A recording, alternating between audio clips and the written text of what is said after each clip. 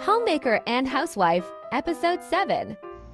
Hi! So for today, magvo-voice over tayo. So, need na talaga nating harapin yung mga fears natin. So, hindi ko talaga to usually ginagawa kaya pagtiisan nyo na. Gagawa tayo ngayon ng 8x5 customized cake na chocolate moist ang flavor. Itong design na ito is request ng client. Maya-maya papakitupsing niyo yung pictures. And may konti lang akong binago para hindi naman sobrang gayang-gaya. Magkwento lang ako ng a little bit history kung paano ako nagsimulang mag-bake talaga.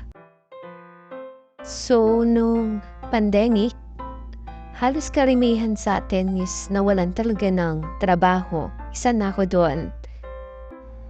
Then, nag-isip ako ng way kung paano ako magkakaroon ng kita kahit na pandemic. So, para matustusan ko rin syempre yung pangangailangan, makapagbigay sa family, and all. So, basically, I really started to scratch talaga as in, wala akong idea kung paano mag-bake. Nanood lang ako sa YouTube. And then, luckily, meron dito malapit sa amin na nagbebenta ng mga equipments, tools para sa pagbe-bake. Then, doon na nag-start na mag-bake ng mga pastries. First, mga pastries muna. Then, bago pa ako nag-cake talaga.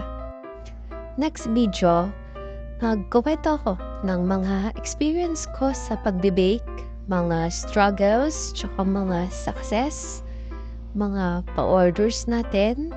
So, yon, wait nyo lang. Halos patapos na rin tayo dito sa ginagawa nating cake. Nilalagyan na lang ng druggers. Edible po yan. Then yung flowers po is artificial. Then gumawa lang ako ng customized name, yung nasa top. Tsaka yung happy birthday. So, naglagay lang ako dito ng mga printed butterflies as per client request. And then, kusok lang ako ng pictures and ito yung sample ni client. And here's our final look sa ginawa nating customized cake. Sana nagustuhan niyo, ma'am. And thank you!